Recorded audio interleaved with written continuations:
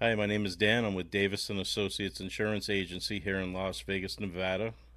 We specialize in commercial trucking insurance. However, we insure all forms of small businesses, small restaurants, retail stores, pet stores, you name it. You're listening to Business Fumbles. All right. Yes. So I'm not gonna waste any time because I had to like really work hard to get you to come on here. Hmm. And I felt like you Yeah, were like really perfect because I did want to get some business owners that own trucks. But you know that industry so well. hmm So I want you to start off with talking about what you've seen in insuring the trucking companies. sure. So trucking is a tough industry. Number one, it doesn't matter where you are. Some states are tougher than others, but the trucking industry right now is just in a turmoil, right? A lot of people don't know what's going on in the transportation industry right now. How many companies are going out of business, right? Yeah. Um, is it a good is it a good uh, business to even start right now, Yeah. right? Mm-hmm. Um, but from what I've seen, I mean, I've been doing trucking insurance for 9 years now, um, and it's just been an up and down, a roller coaster, you know.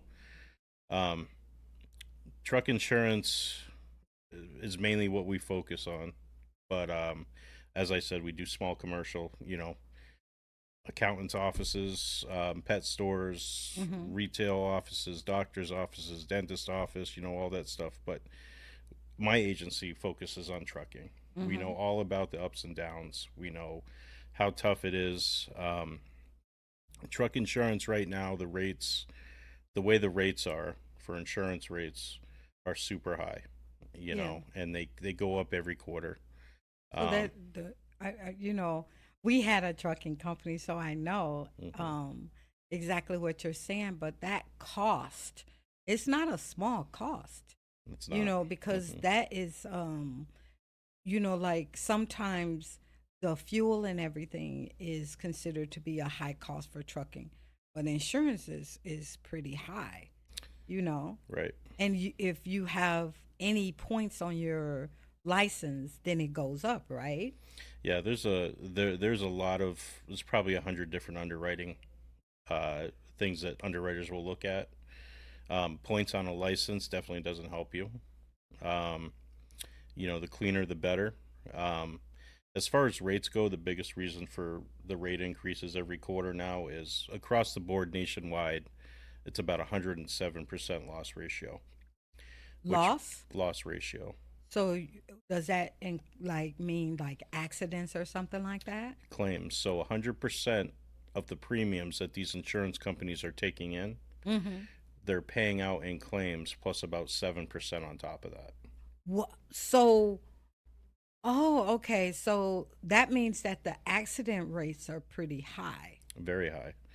The biggest problem is you know uh, ambulance chasers, I guess, is another name for it.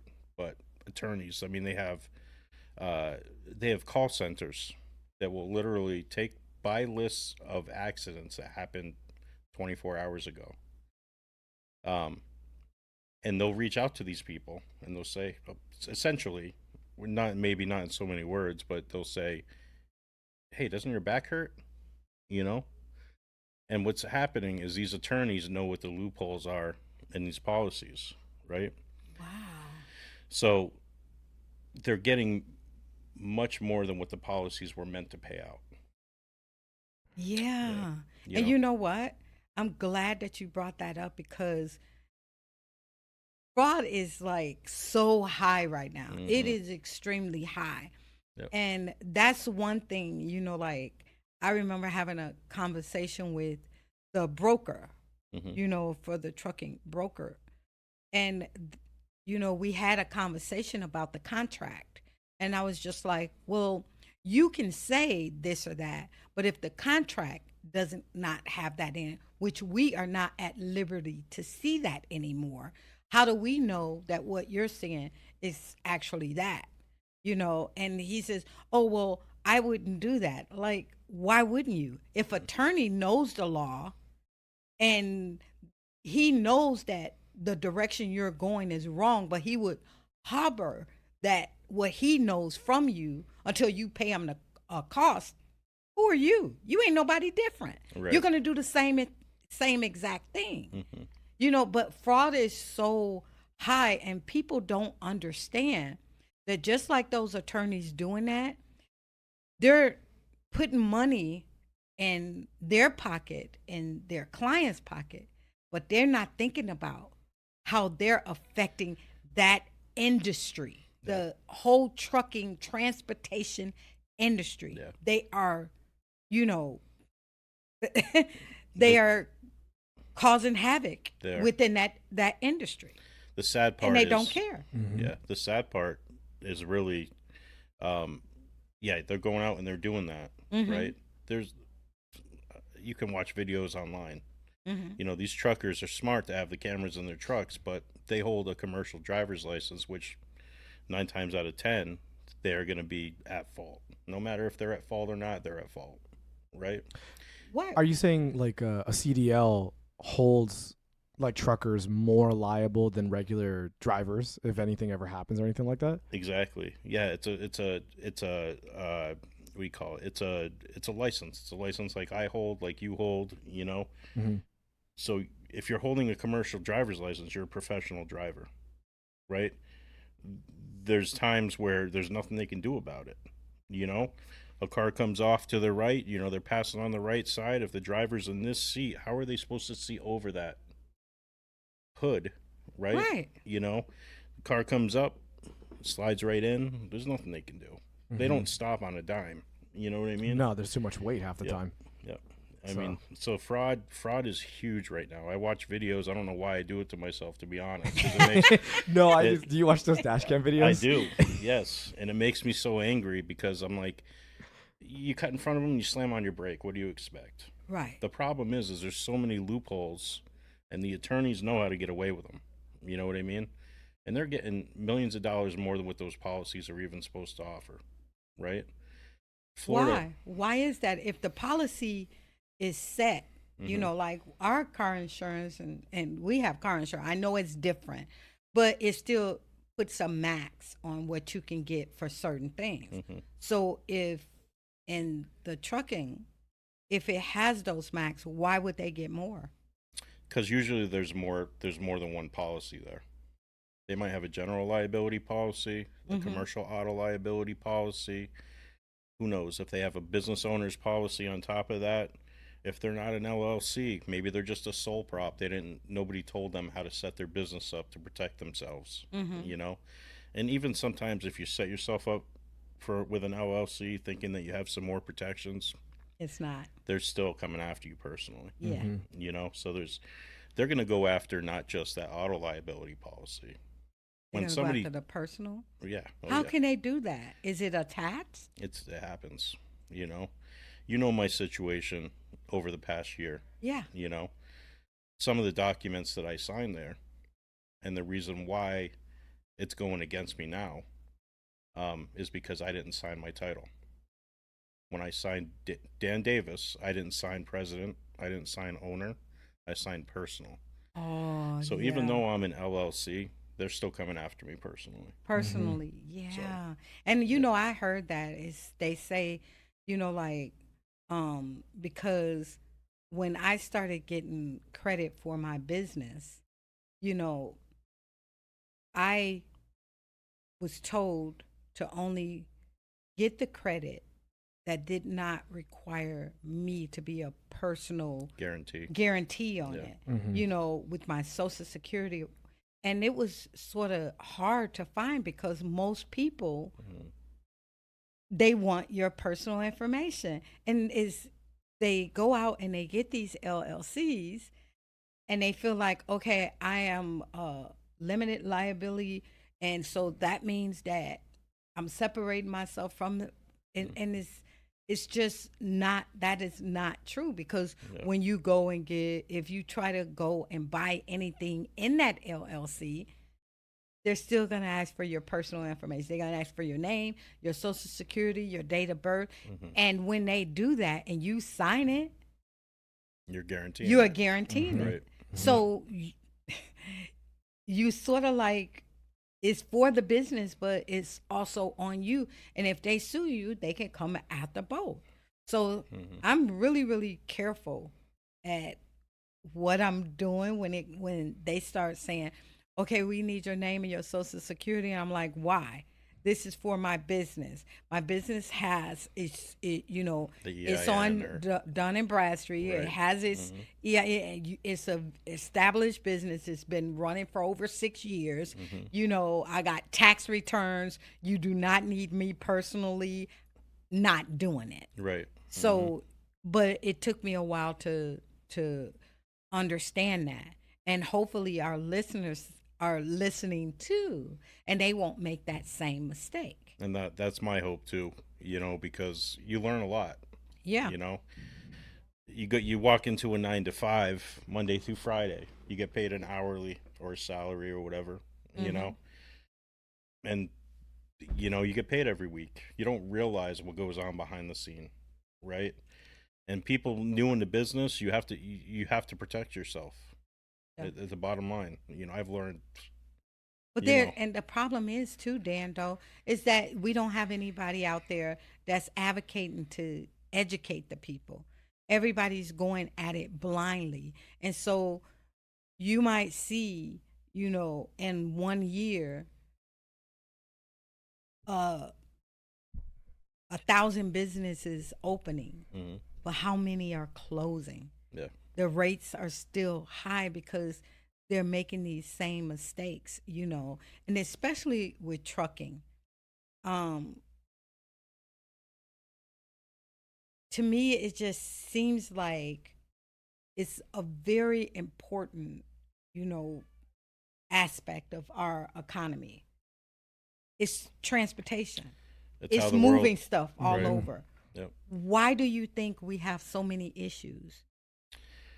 Well, there's protections in place, and I don't know how far I can go into this, but there's protections in place through the government, right? Mm-hmm. Um, and I can't think of the statute right off the top of my head right now. Brokers, for example, and if you're working off the spot market, right, for these rates for these loads, Mm-hmm. right, there are things in place about transparency where these brokers are supposed to be giving the truckers. They're gonna say, okay, we're getting paid $5 a mile. We'll give it to you for $3 a mile. The brokers don't have the overhead the truckers have, Mm-hmm. right? Right now, they're paying truckers on average $1 to $1.50 a mile. It's $2.25 minimum a mile just to run that truck, and that's dependent on gas prices and everything else. But why is it okay for them to do that? It's not okay. The problem is the government is not enforcing this law, the transparency law. I can't Why? think of the statute off the top of my head. I should know it, but I don't. Why aren't they enforcing it? Well, there's a lot of people fighting for that right now. 142,000 truckers went out of business last year. Yeah. You know, I just talked to one Mm. on Saturday. They had 30 fleets, 30 trucks Yep, out of business. That's crazy. yep. Yeah. Yellow truck. Yellow truck Yellow, was yeah. was what, 12,000 units? Mm-hmm. 12,000 tractors, and they went out of business. Yep. Huge. And they Right. lost their pension and everything. They did. They Yep. lost their pension, all of those workers that have been working there.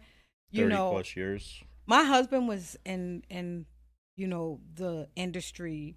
We only lasted a couple of years, but in our first year, I think it was like our first 4 or 5 months, my husband, he was like nervous, and he was like, man, Sheila, you're so hard on these people, and in the way that you talk to them, he was like, I don't know if they're going to want to build a relationship with us, because that was one of the things when we started getting our our orders, our loads, and they would send us the loads, and I would ask my husband. I was like, no, I need the I don't remember what the name of it is, but The Raycon.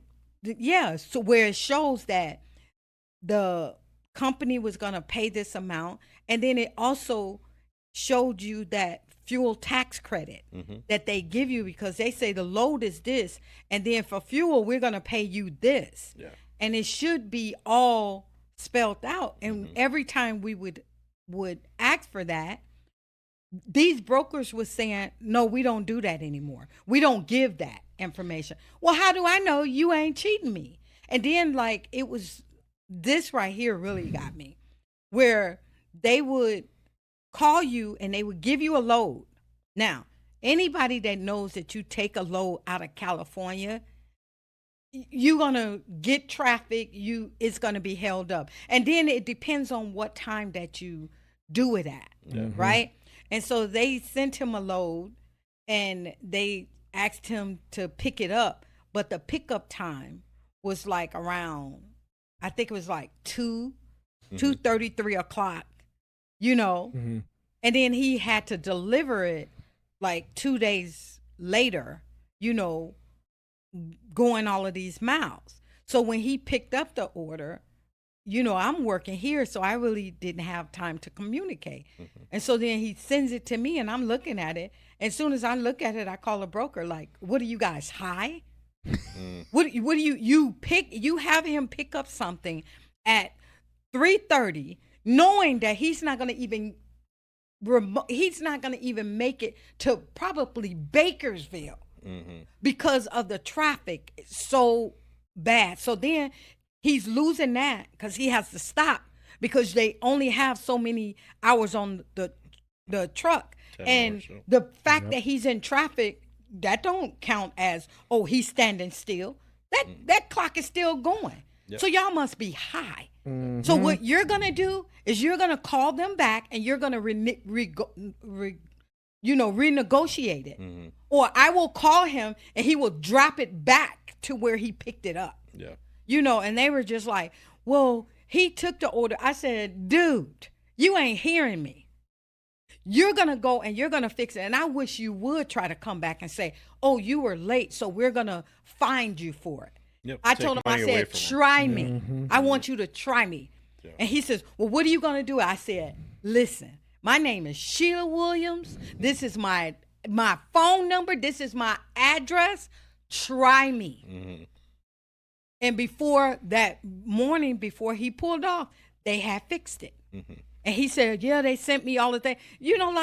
But little stuff like that, if you're a small business and you're trying to, make the money to build your business, why are you guys playing little games like that? Why are you even doing that to these? These are small, they have that truck.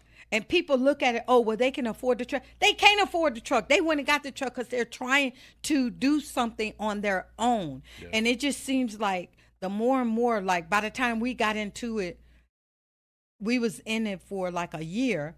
And I told my husband, I said, this is not for a small business. It's not for a single unit. It's just not, it's not for it. This is for... I don't see how. There's no way, because it seems like the odds are against anyone that has just one single truck driving, because the expenses are so high. And then, like when COVID happened, it was like you went from giving, like you were saying, the mileage. You went from giving three something a mile to $1.95 or not even close to $2. And one broker, I told him, I said, you must really think that we're stupid, right? Because how much is gas? Let's really look at this. Come on, let's do the calculation. How much is gas? So gas done went up. And you fools think that it's okay for you to turn around and lower the driver's mileage. Why? Because you can do it? Another thing that they do, and had to deal with me Also, when your truck breaks down, That's a tough one. yeah, your truck breaks down, they know that you can't move without them. My husband broke down and he was on the up there where the mountains was. So ain't nothing he can do. He called me, he said he broke down. I said, okay, call and see what they're gonna say to fix it. He needed a hose. I don't know the trucking thing, but what they said he needed was a hose on the engine, right? He called them and he says they said that the part alone. Now we're talking about a hose. The part alone was like $700-800. This is what he's saying, and I'm like, I'm gonna go get a hose for my car, and it'd be like $14. Mm-hmm. So I said, send me exactly what it need or whatever. So I'm putting it in Google and I find it, and I'm like, I said, who did you call? He told me who he called. Called him and I said, we called you for a repair, and you quoted him this amount. I think it was going to be close to $1,000 to change that hose and do whatever else. I said, that's your price, right? He said, yeah, that's our price. And I said, okay, I just want you to know you can go and you can do that. We're going to need the receipt. But when I get the receipt, I will be filing claims with these 3 agencies, told them the agencies. And I said, and if you're price gouging, where you're just giving me a price because you think that we need it, don't think that I'm not going to follow through. He got quiet and he says, okay. Then by the time they fix the thing, he gives my husband a bill for like $200 or $300. You need people like you. Yeah, but I'm not in the business. Yeah. And to me, things like that, people need to realize you're putting people out of business. Every day. I wonder if he told me that, and I'm thinking that this is the real cost. The same thing with a flat tire. Mm-hmm. We had a crack in the windshield, and they were saying, oh, the windshield is going to cost $700 or $800 when it's only a couple of $100. Yep. Why are you guys doing that? You're that greedy that you're not even considering that this person is trying to make a living. Yep. But you guys do stuff like that. But then when it comes to me and them dealing with me, I'm the crazy person or the muscle. Yes. That's what it is. Yeah. No, we need people like you. Just relating, not to derail, but that windshield thing happened to me last week. Yeah. My car got a crack in the windshield a couple weeks ago. Went to go get just big name brand place, and they're like, oh, for a little Honda, it'll be $400. $400. And I went. I told my father. My father's like, oh, I know a guy, and certified guy, actual nice shop. I go, $175. Yep. I was like, for everything, they're like, yeah, and you'll pick it up in an hour. Even worse than that is I have glass coverage. I'm like, I do insurance, right? I have glass coverage on my insurance, right? Both myself and my better half's car, the windshields were cracked, right? Mine, I paid $470 because they were like, oh, well, you're deductible. You might as well we'll just give you the discounted rate of $470, right? I just replaced my better half's. $260. I called around. I didn't even use insurance. $260. Well, why isn't anybody doing anything about that? Because I don't think that is right for them to just up the price because they know you need it. You have a set price. You know what your cost was to buy those parts. You know what you're paying your people to fix things. You already have the cost. It's already written out. You've been in business for years. You don't got it budget. It shouldn't take me to be this villain saying, okay, I'm gonna call your card. That's what I'm gonna do. And then you say, nah, I don't want to deal with that. Let me see what I can do. Yeah. Yep. And there's always something they can do. There's always something they can do to make it better. Oh, you make it stink. Yeah, absolutely. Yep. So, but when will I just feel like is bad, because so many trucking companies are getting hit. The transportation industry is getting hit. How do you stop? How do you stop these, you know, um, insurance companies? Number one, these attorneys. Number two, the brokers. Number three, how do you stop all of them from damaging a commodity that is really needed? Well, it's the infrastructure, right? It's how we live. There, truckers are what makes the world go round, right? Yeah. As far as to answer your question on those three things, on lawyers and on claims, Florida just recently passed some laws where it's kind of like an accidental policy, right? I lose an arm. Okay, the most we're going to pay you is $250,000 for whatever it is, right? So they have to, number one, crack down, and that's what they're starting to do, is crack down on fraudulent claims. I mean, there's a lot of that going on too. Cargo claims, where cargo loads are double brokered and nobody knows who's taking what and who has it, and the person that they thought was supposed to bring it never shows up, and the person that stole the load keeps the load. I mean, that stuff happens all the time. So I mean, they're in the process, and state by state that I know of, they're limiting the amount of money that can be paid out on a loss, right? So that's number one. Brokers, the Transparency Act, it's illegal. If you ask to see a rate con, legally they have to give that to you. They say they don't do it no more. And I'll tell you, the broker, I know I got the paperwork. Yeah. And they will threaten you with reporting you somewhere Hold on one that will second. actually hurt you. Oh, it's okay. You're okay. We need to sign, huh? You too. Okay. So, as far as brokers go, you talk to the FMCSA, they're a whole nother character, right? Pete Buttigieg, he's the transportation secretary, right? The association that my agency is affiliated with, which is National Owner Operators Association, right? About 43,000 truckers strong nationwide, right? We have people that are meeting with senators and lawmakers and all the time in Washington. We have our own lobbyists out there, and trying to fight for our truckers, right? They make our world go round. How do they expect them? What's going to happen? We're already seeing it. Inflation, you're seeing the prices in the grocery stores. We're seeing truckers go out of business left and right, big companies, not just little ones.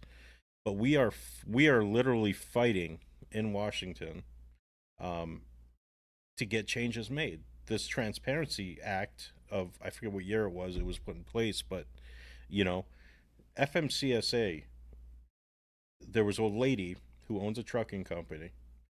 The broker denied giving her that rate con, right? Ask me. Right? What they didn't know was that this lady's full-time job was an attorney, right? She went to FMCSA. TQL was the culprit, right? She went to FMCSA and made a stink about it. FMCSA went to TQL whether via mail or however they did, and they said, we want documents on this. TQL said, no, we're not giving it to you. FMCSA went there and got the documents. So we are fighting for them. So they still said no? No, they went and got it. FMCSA showed up at TQL's office and got what they wanted. Yeah, but why didn't TQL give it to them? TQL is one of the worst ones. All those big guys, TQL is one of the worst ones, right? And they just putting the money in their pocket. They're taking 30 to 70% of the load. Is it true that? Yeah. Is it true that fuel credit should go to the driver? It should. Wow. The overhead is not on the broker. The brokers don't have the costs that the operators have. Right? So why are they taking more of the money than the driver? The max they should take is around 16%. Right? They're taking 30 to 70% because they can. nobody's enforcing it, Mm-hmm. you know. So, you know, and these drivers are What so does the so I hate to even bring this up, but I have to. What are the politicians within the different states or whatever, what do they have to say about it? You have all of these politicians saying, "Oh, I promise I'm going to do this and I'm going to promise to do that." How are they helping this industry that is suffering right now that we as consumers need? there's a lot of regulation. These guys, I'm going to say this first. These guys, DOT inspections, right? They don't take care of the roads, which in turn affects the units, the power units, right? Then they get pulled over by DOT. DOT is not easy on these guys. They don't care, you know. For instance, you get pulled. You go into an inspection station. They said fix this. We'll let you go, right? Most truckers don't know that there is no warning, right? They think they're getting let go, like it's not going to affect them. I spoke to a DOT officer not last year, the year before in California at the truck show. There is no way for them. It's just like an out of service. Out of service is bad. It affects you for 2 years. So why aren't they telling them that? That's crazy. My husband, he had to. Well, it's funny because he is so anal, like on steroids. So he's had his license since, I think he got him in 2011. Never had a ticket. Never had. The last DOT that he did, the company that we drove for, they were like, "Oh my God, we're gonna get it," because they said that every driver that dealt with that always got something wrong or some type of mark or whatever, and he just came back clean. And he's the type that he was driving, and you know how you have the flaps, and the flap is just bent a little bit, just a little. You know how it's bent down a little. And he's like, "Oh, I can't drive." The flap is bent. And I was like, "The flap?" And he's like, "Yeah, it's bent. It's like down. We got to get that fixed." And, the company that they were like, "Man, this guy, he got to have everything, like he won't move unless it's there." And like, then you have so much time that you're supposed to take to check the truck. You know how much time that is? Pre-trip inspection you're talking Yeah, about? the I'm not sure. You're supposed to do it before your shift. right? But he has a pre-check, and they give you a certain amount of time. And the guy would say, he's the only one that takes the full pre-check. And he's like, "Well, I got to walk around the truck. I got to look up under the truck. I got to check this and I got to check that." And it was like, at first I was just like, "Okay, babe, you're being a little bit unreasonable. You need to just, do what they're telling you to do or whatever." And he was just like, "I got this time to check it, and I'm going to check it. And I'm going to get out the truck, and I'm going to take my time. And when I get in the truck, I'm going to check my lights. I'm going to do this or that." And they were just like, "Man, this guy is just like so." But then once he passed that, and they seen his record, they was like, "Man, this dude, he ain't got not one mark." And because he takes that serious. And to the point where he picked up a load and he told them, he said, "This feels too heavy." And I don't know how he know it was too heavy. I don't know. But he pulled off of their yard or whatever, and he went and got it weighed, turned right back around and took it back. And he said it was over. And I think he said it wasn't over that much, and they did something. Matter. I think they let some air out of the tires or something like that. I don't know what they do, but he went just a block down, weighed it, and came right back. And he said it's over the weight. So that's how, he's going to stick right to it. Yeah, you have to. In this industry, you have to. If you don't watch out for yourself, nobody else is going to, right? It's just like hauling somebody else's trailer, a power only person, right? Mhm.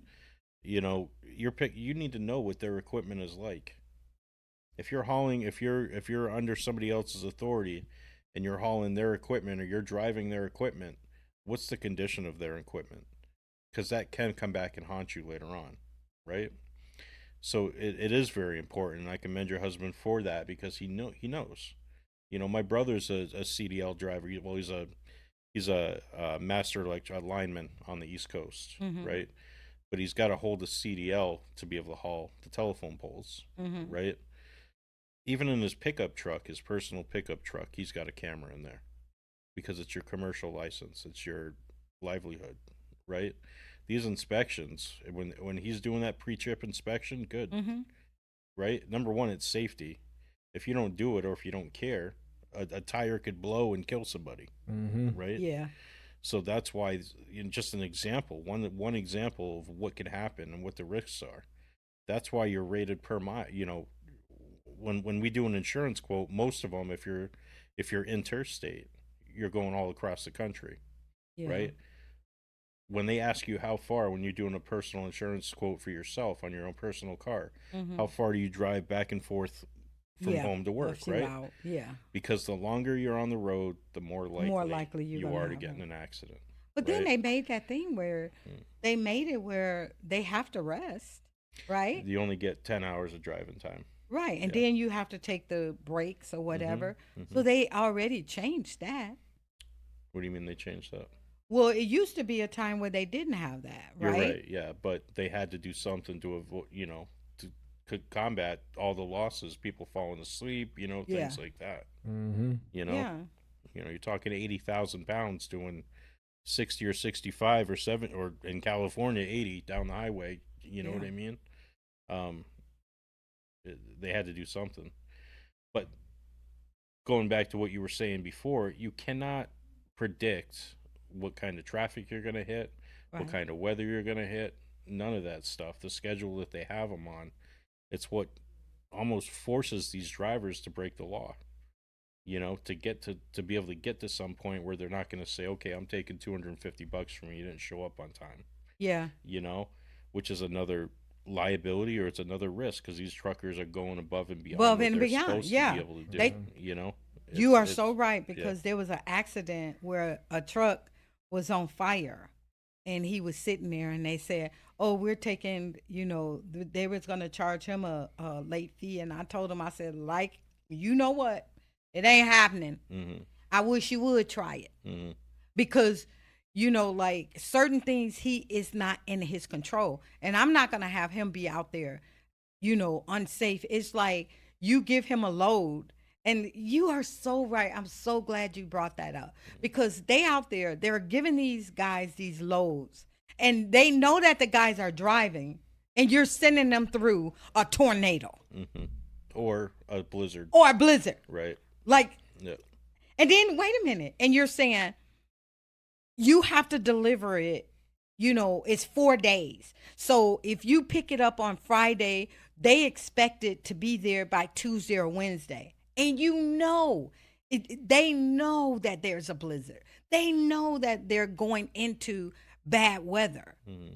And then you're holding it to them. And then the minute that they can't do it because of the weather, you're penalizing them and you're charging them fees. Mm-hmm. Yep.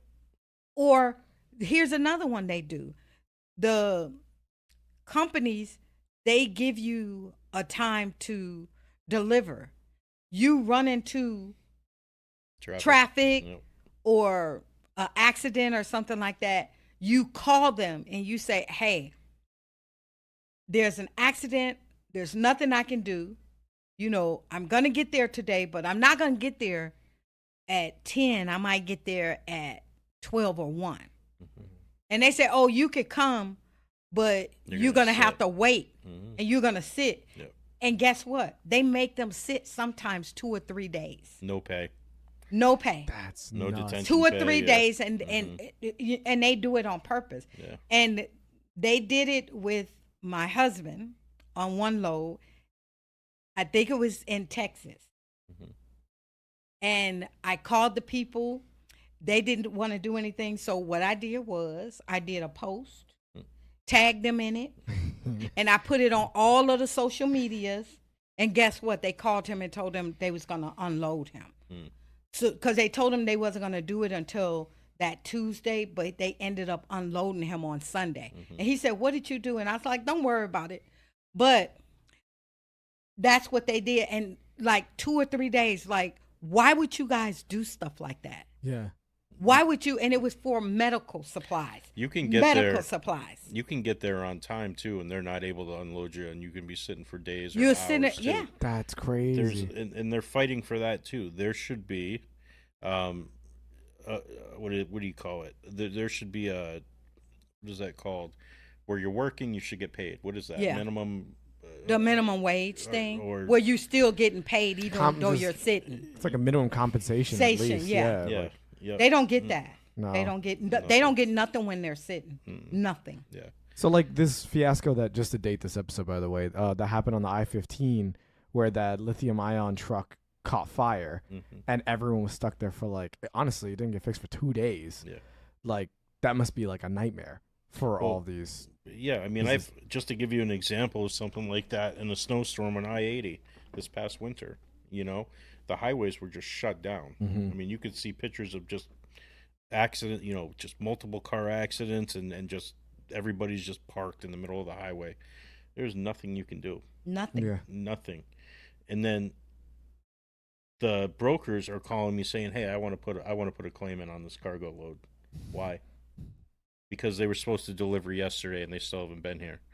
I said, "He's parked on the highway in a blizzard and can't move. What do you want him to do? I'm not putting a claim in." They don't care. They don't. No. It's bottom just a line. money thing. Everybody, everything that's moving now is just a money thing. And so it leads you to question. And I think that business owners that's coming up now need to do this more. They need to question things. You have had a partnership that even turns out sour because they put hidden things that you don't expect, because you're having a conversation. You think it's all good. Yeah. You're like, "Oh yeah, you're going to do this, I'm going to do that," or whatever. Good partnership. And then as soon as things don't go the way that they feel like it should go, they want to bail out. And that's when you see the outcome of that. You can't even have a good, clean partnership anymore. Can't trust anybody. No. You have to, again, you've learned many hard lessons. I've learned many hard lessons over the past few years. I've been ripped off. You've seen my numbers. You know what I mean? Yes. Um, And it all looks legit. That's Yeah. the sad part about it is the person will call you and you're talking and you're saying, "Oh, this sounds legit." Listen, I got defrauded when I was doing the trademark. Got an attorney to do my trademark. So the attorney had me fill out everything. I paid my retainer for them to get to do it. This is just how things are. This is just how good it is, right? So when the attorney sent me the paperwork back, it had in there warnings. You know how it says warning, but I'm busy. I didn't read that. I just grabbed the form, signed it, uploaded it, sent it back, and said, "Okay, I got that done. Moving to something else." 2 days after I did that, I get a call, and it's a 800 number or whatever, but it says on it the trademarking, whatever, United States trademarking or something like that. That's what it says. So it looks legit, right? I answered the phone, and they said, "Okay, we have your application here, and everything is good. All of the things is filled out. We just need the fee of $400 and something, right?" Now, when he first said it, and I was like, I said this. I said, "I think you need to call my attorney." because my attorney is handling everything.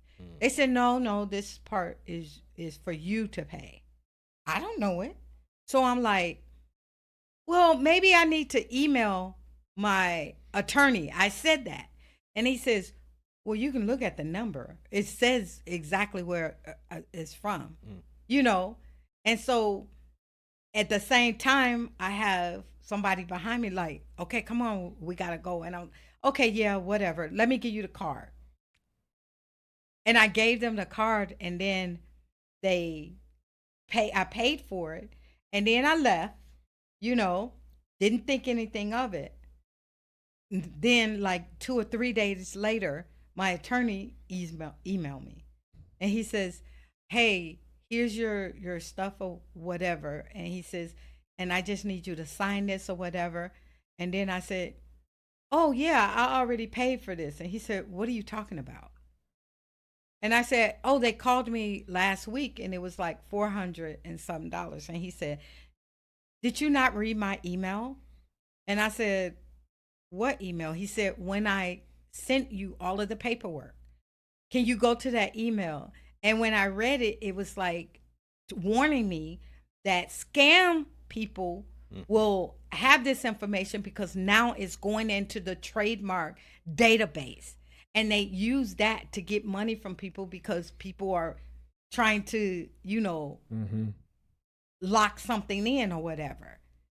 And so then I said, so it was fraudulent? He was like, yeah, I have all of your information. You didn't have to pay anything. And so then when I called and I had to shut it down, I had to get a new card for my bank and everything. And they said, they see this. They said they're seeing it so often. Because when you apply for certain things, your information is out there now. And they can pull it and see what you're doing, and they can, you know, defraud you that way.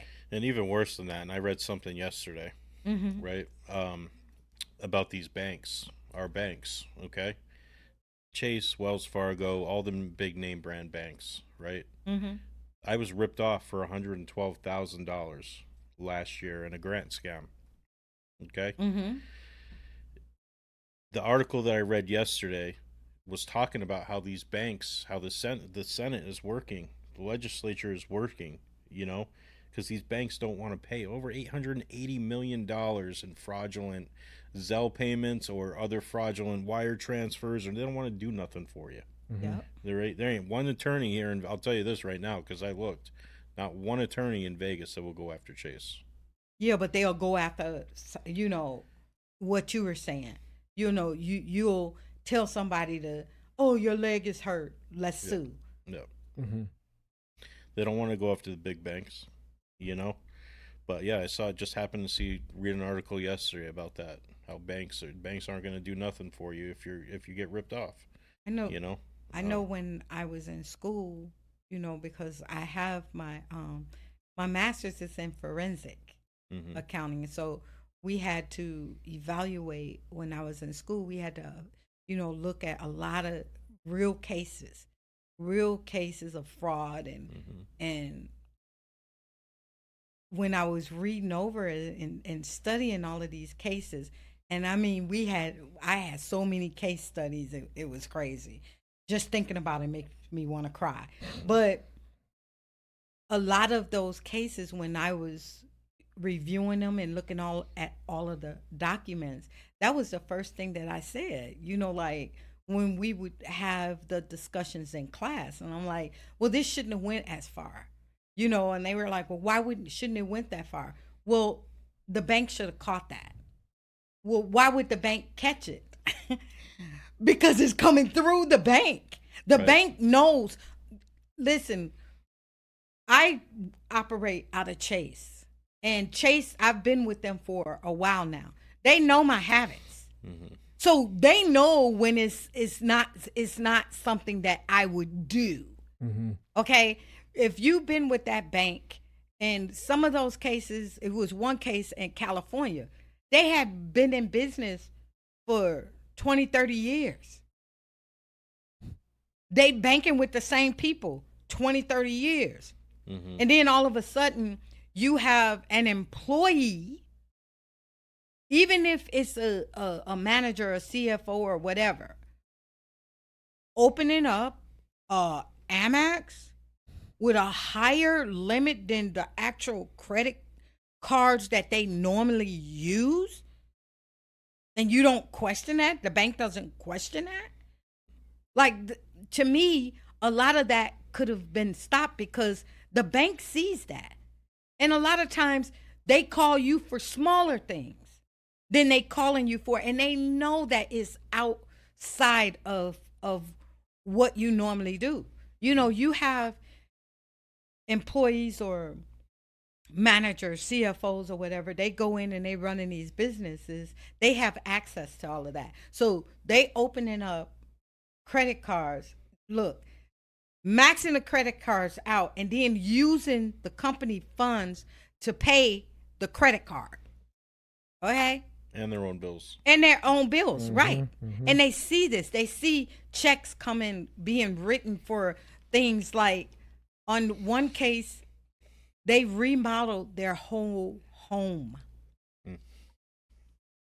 with the business funds. So you as a banker, you see this a construction company, let's say a construction company that works on streets buying cabinets, and you don't question that. So I agree with you. I think that a lot of the fraud and a lot of the things that you see, I think that the banks should be held responsible because they know. Well, not only that, what's their insurance? They're guaranteed up to $250,000. $50,000, yeah. Right? Mm-hmm. Yep, they have that too. You know. Yeah, but that specifies like the it says under what conditions they're able to use that, right? Mm-hmm. I don't know for sure. I believe it's a relative thing. Yeah, there's relative restrictions to it. Restriction, But I don't think right. it's that like restrictive though. You Just don't because of think the so? nature of scams and stuff like that, they could be very all over the place and stuff like that. Yeah. Like I believe the banks were protected. Someone correct me if I'm wrong. I don't know if you guys have heard of the Nikola Motors thing. Do you know The anything what? about Nikola Motors? Have you heard of this guy? I just thought about it because you're talking about scams. This guy, long story short, he promised to have like electric trucks, or trucking company, or Oh, like, or yeah, I Nikola. remember yeah, the that. hydrogen Yeah. cars and stuff like Yeah. that. He never invented a car. It never existed. All of his net worth that was in the stock market and all the loans he was getting was off of just thin air. It was just a huge scam that went on for like almost a decade. And he was rated at like, I think, I got to look at the number, but like somewhere around like $3 to $9 billion, something like that, like billions of dollars. There was nothing. And then a lot of the banks that gave him the loan, they were protected because he scammed them. So that's why they say yes to these things, because they know it's no skin off their back. Either they're going to get rich because this guy actually is going to make a big product, or the government's going to back them out. Or, bail them out, and Yeah. they'll be Yep. fine. That's Yep. why they say yes to all this. Yeah, So, but then what about the small people, don't like care. companies? Yeah. they don't care. That's what it is. Yep. Yeah. And they probably know that an attorney's not going to go up against them. You know what I mean? These are big companies, a lot of money backing them. You know, really good lawyers too. You know, and it's very sad that it happens. You know. Oh man, it's you just need to know what you're doing. You know, Yeah. if you don't know, my suggestion is if you don't know, what is it?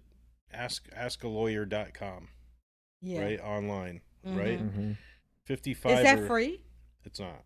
It's not. So you Okay. can, I think you can do like a 3-day trial or 7-day trial, but yeah.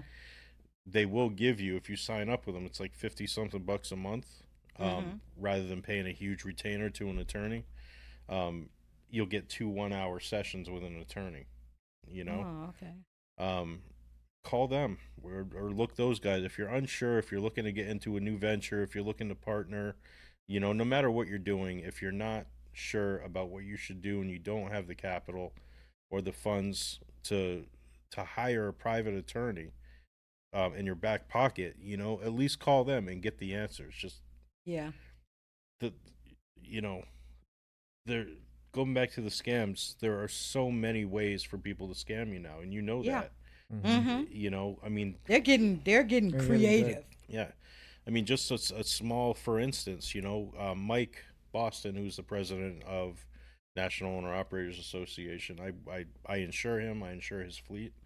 Um, but after Noah started getting really big, I started getting emails.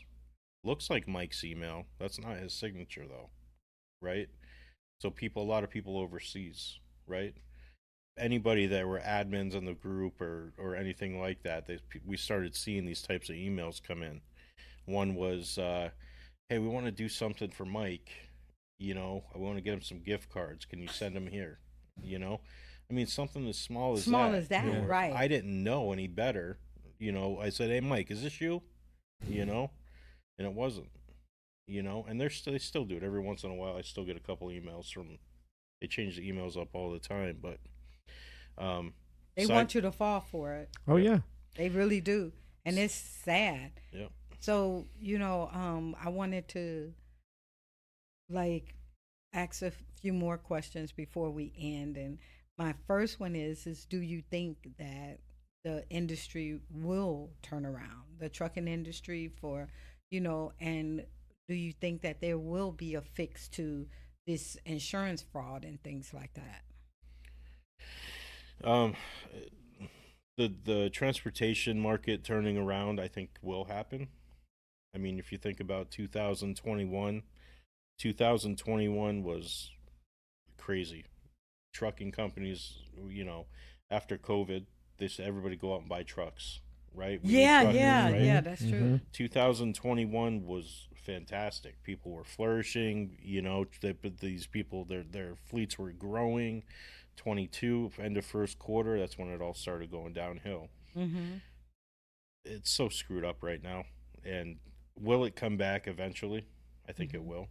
You know, You think that the government will start to listen and follow that, the act that you were saying that nobody cares about, nobody is following it. I The think Transparency Act, right? I'm not a very big political guy. Mhm. You're right, and Me either. Yeah, neither. I'm not. I just yeah, but I think depending on who gets in, again, not to throw names out there, Pete, but you're supposed to be the transportation secretary. You should know what's going on, right? In the Yeah. industry, Hmm. right? Um, you know, it's going to depend on who gets in there, and then it's going to take a while for their changes that they make to come to fruition, and we start seeing changes, Yeah. right? Maybe start seeing rates come up. I mean, that's the big thing. If people were getting $3 to $5 or more a mile Yeah. right now, they'd be okay, Mm-hmm. right? They wouldn't be profiting as much as they were in 2020 or 2021, but they would be okay. They'd be They could okay. afford Yeah. to operate, Yeah. right? What it's really going to take, honestly, and it's unfortunately so hard to get these truckers to come together and make a stand. It's not like the 1980s when they had that the protest and they shut down, and you know a lot of bad things happened. You know, the problem is we can't get people to come together and make a move, make I think movement eventually happen. they probably you know? will, though. It's we've tried. And with 43,000 people in this group, we've tried.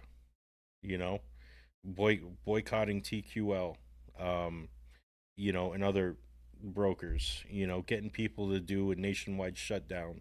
You know, that would be if we could get 10,000, 20,000, 30,000, 40, 50,000 truckers to just shut it down for a day or two. Do you know what that would do? That would hurt them. That would hurt. That would hurt them. That would hurt the whole. That would hurt country. them. And it's sad that Unfortunately, people don't you know. realize that. If you rally together and you shut down, the best way to hurt any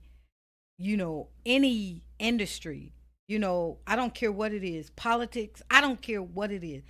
If you hit the pockets, Something will have to change. and something will change and they will listen. Mm-hmm. Because ultimately that industry, if change doesn't happen soon, that industry is going to be affected even more. And then how is it going to affect us, the consumers? because they're the ones who's giving us what we need. How many of us sit at home and be waiting on our packages? Amazon, I know I'm there. Yeah. Like, oh, I'm expecting a package. And when they tell you that you're expected to get it this day, then you're expecting that for that day. What's going to happen when you don't have that no more? Because that's where we're going to end up if things don't change. They have to change. I mean, the fuel alone, you know. Well, that- the fuel is coming down, though, amazingly. And I think that it's coming down because a lot of people are going electric. They got the electric vehicles. And then, as you stated, a lot of trucking companies are going out of business. So the demand is coming down. Yeah. You don't have that many people out there with that need. It is an oversupply. Well, possibly. Yeah. But yeah. We have plenty of oil here, Mm-hmm. right? There's no reason for it. The prices to be that high, you know? Well, they say we don't. I don't believe it. Some of it's manufactured, some of the price gouges. I'll tell you right now, I was driving. The reason why I knew about the crash earlier was I drove back from California over the weekend. I was out on Route 66 in the middle of nowhere, and there was a gas station. Guess how much they jacked up their prices for the gas? $6.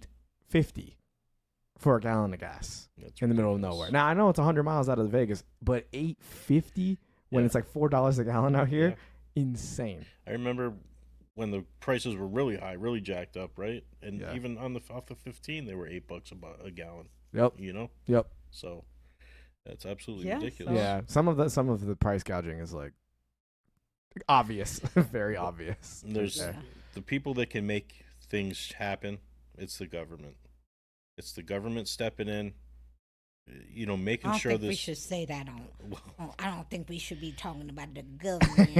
Listen, Yeah, come you know get what me. I'm saying? Just come get me. We don't want to go Yeah. against the government. Right. You know, Yeah. they responsible for so much. It's crazy. We're not even gonna get on that subject. That's a lot. That's a Yeah. lot. But the bottom That's a line, the lot. FMCSA controls and regulates our truckers, right? Well, they're doing a horrible job. Thank you. So if that's the case and what you're saying is the truth, I will go on record to let you know that you're doing a horrible job. Because listen, I know a lot of truckers. I know a lot of truckers. And this person, I know that they were in business for so many years out of Atlanta. Shut down. Mm-hmm. At one time, they had like maybe close to 50 fleets. And you're shut down. You're not doing anything anymore hmm because you can't afford it. Yeah. Like, hey, that's crazy. And the company that we were running for, I know that he's struggling because he's losing drivers left and right. You can't compete. How can you compete? How can you? And then now, for you to what? There's something happening where now they can't even take loads out of California. Has to do with the age. I think what you're talking about, it has to do with the age of the unit, of the power unit itself. I don't think anything under 2015 or something like that can go. I believe that's if that's what you're talking about. Yeah. Yeah. Yeah. So if they got an older truck that they probably done put the work in, they can't even go on They can't take any loads out of California simply because their truck is not newer. So now if you got an older truck and you can't afford it, how you going to go get a newer one? Right. Well, you talk about affording anything. Insurance rates are high, right? Gas prices, whether they're coming down or not, are still high, right? God forbid you have a breakdown. That will put you out of. I mean, I hear guys all the time. My truck's down. It's in the shop. It's going to cost me $15,000 to $40,000 to replace an engine Yeah. or a transmission. I bet you in my you know? money they had a Kenworth. They could have been. The Kenworth says that they have the best trucks. They got the worst. They sell lemons, and they do it on purpose. Yes, I'm on here, and I'm saying it. I'm bringing it out. And if you want to check, I do have a complaint against them on the Better Business Bureau, and I got a claim with the Attorney General because they are doing it deliberately. You want to say that you are selling the best trucks, and yours are the ones that's breaking down the most, and then you take it. Here's another thing. Before we get off of here, I want to say this. When your drivers call you and they say, hey, my truck is broke down and I'm going and I'm putting it in the shop, so they go and they put it in the shop, so then they get it out of the shop. Why is it not even a month go by and something else going wrong? Oh yeah, why didn't you check that? Didn't you put it on your machine? You guys know that this stuff is going bad, but you don't tell them. You just fix it, patch it up for them to get back on the road, just for it to break down again, and you could get more money. Why not tell them everything that trucks need and give them the options to say, okay, I can't afford to do this, but at least we know that right. I have a problem with it. You know what I'm saying? Mm-hmm. But they don't do that. And some of the stuff, it goes, I mean, I can go through the repairs we made on our truck. And some of the repairs, I swear, it was just like, well, if he fixed that, why didn't he see that? They sort of go together. I'm not a mechanic. I don't know trucks. But I'm looking at it and I'm like, well, don't those two sort of go hand to hand? You know, and then my husband, he's like, well, actually, when I took it to this guy, he said that they should have saw that when they fixed this. I said, yeah, exactly. Because it goes hand to hand. You know, and then Kenworth saying, oh, no, you know, and all I did was scan all of that stuff and send it to the Better Business Bureau. Now they got a mark on them Well, because they unfortunately, couldn't fix it. unfortunately, truckers alone have a lot of scams out. There's so many ways to screw over a trucker, you know, whether you're talking about compliance people. What happens when you set up a new MC, right? How many phone calls do you get in a day? Telemarketers from every single thing that you can think of, Yeah. from compliance to insurance to ELDs and everything else. I mean, there are so Yep. many scams that they're targeting truckers on. Business loans, grants, Yep. right? Some of the groups on Facebook that I belong to, I see nothing but scams. And I tell Scams, people, yeah. go to the Better Business Bureau, or I'm sorry, go to the Small Business Association if you want a grant. You know what I mean? But there are so many, and that's part of why NOAA exists. NOAA exists to help truckers.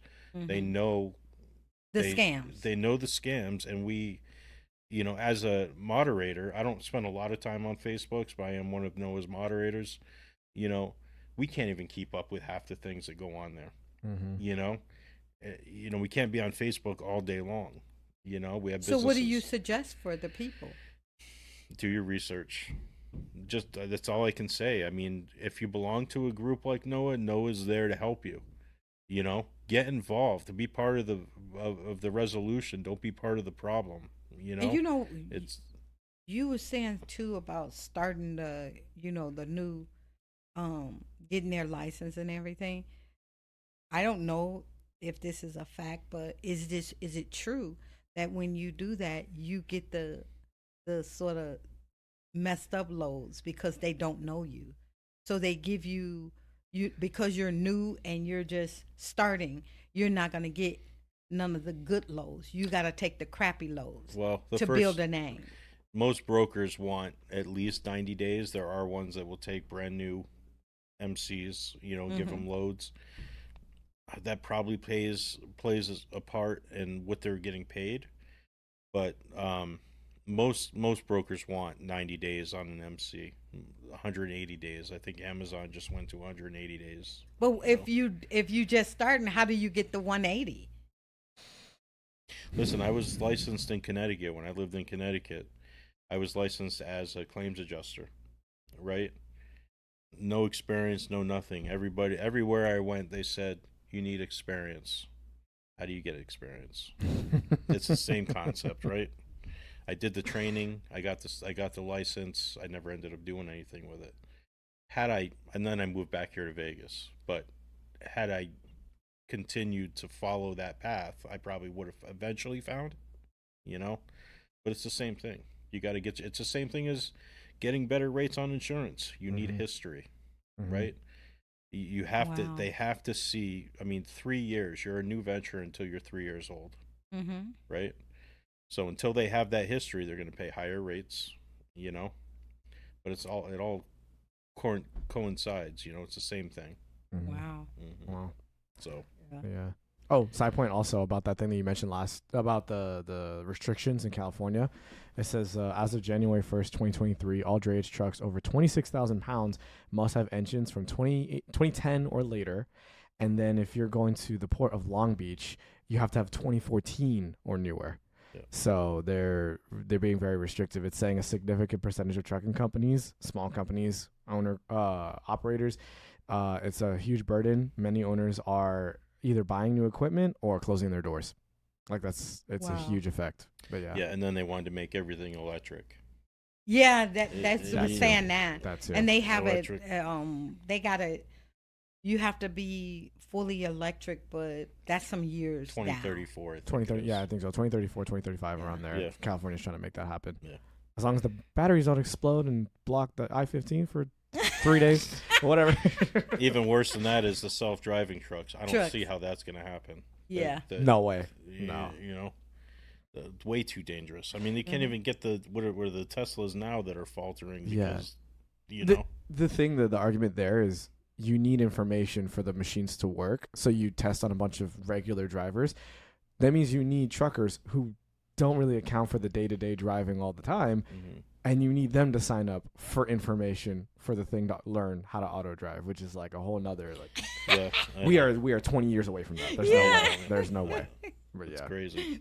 So Yeah. real quick, Mhm. why don't you tell the audience what you're doing now, if you're working on anything coming up, and how they can, find you if they have any questions or want to pick your brain on anything.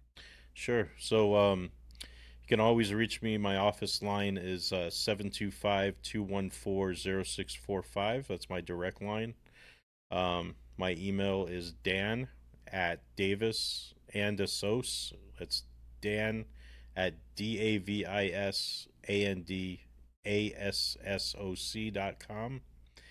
Feel free to give me a call if you guys have any questions on anything. Most of my day is spent advising because I'm not just sales. I'm an advisor also. So, if you have any questions or want to pick my brain about anything, again, we do mainly we focus on trucking. Yeah. Trucking risks, anything to do with transportation, but we also do, small commercial also, and we do business loans too. So Oh yeah. That's really good. Yep. So you guys, y'all heard this, because I get so many calls on, we need business on. Mhm. Hey, this is your man. Mm. Hey, reach out to him. And I am so thankful that you decided to come on, and Thank you for I having think me. that the information is, man, it was powerful, Mhm. because people need to see that this is really going on. Mhm. And you have to open your eyes if you are a business owner and you're trying to become an entrepreneur.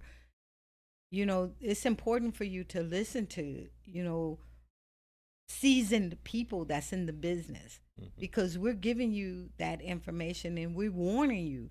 These are the things that you have to deal with. Like you said, if you're working, you're punching a clock, you go to work, you do your work, and you're getting a paycheck.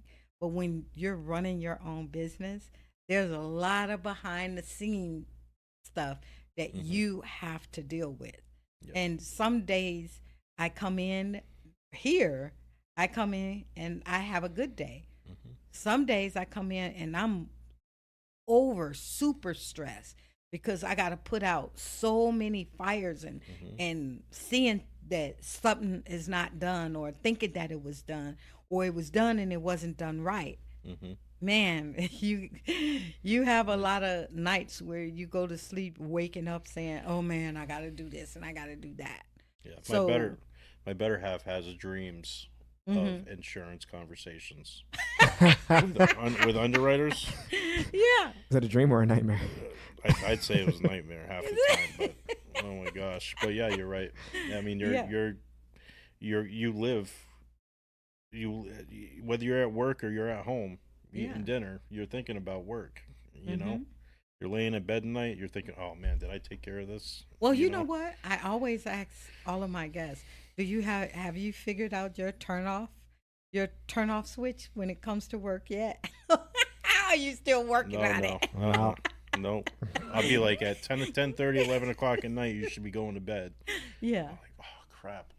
I got to go into my home office and go to my computer and find, and do something real quick. Yeah. You know, but It's like it's crazy. mhm. Hey, but thank you guys for tuning in and for another episode, and we will see you again next week. And for all of our listeners out there, if you are a business owner, we want you to, come and share your experience. Tell us the things that you've experienced, and so that we can help the next generation of entrepreneurs. Because, as I always say, experience, knowledge, all of that is nothing if it's not shared. So come and share your story with us. All right. Perfect. Good job. Awesome, man. That was good. Yeah. Oh, also side point, another thing I picked up. I don't know if I'm gonna put this in like a credit scene, but what did I tell you guys about Nikola? What was the highest price of that company? You said Bring it here. 8 or 9 billion? 8 or 9 billion? 9 billion. 28.8 billion. That's How much money he scammed people out of us. No, he stole 28. He was valued. His company was invested in at $28.8 billion is what it was valued at. Is he in jail now? I think he is. No, I'm serious. Is he in jail? Oh, I don't know. Let me look it up. Hang on, Nikola Tesla real quick. Because he should be in jail. Nikola Motors Mm-mm. owner. I know he was in court. Hang on. Hang on. Travis. What's his name? Oh, That's come on. He's crazy. finding his name, right? Yeah, no, he's got like a Wikipedia page. Travis Robert Milton. No, I'm sorry, no. Trevor Milton. Is he was indicted by federal prosecutors on 3 counts in June 22nd, 2022, charged with another count of wire fraud. He received a 4-year prison sentence, a $1 million fine, and may be forced to forfeit part of his company property holdings as part of his sentence. 4 years. 4 years. 4 years. That's all he got. 4 years. They That's crazy. did have him on $100 million bail. Oh, yeah. That is crazy. So a lot of what he probably got, he ended up having to spend to get himself out. Cheating and stuff like that. It It's doesn't always- pay because you're gonna pay on the opposite end. You're going to pay. Oh, it'll come back. Yeah. Karma. Yeah. You know, Yep. and you know Yep. who else is watching too. So Uh-huh. you know.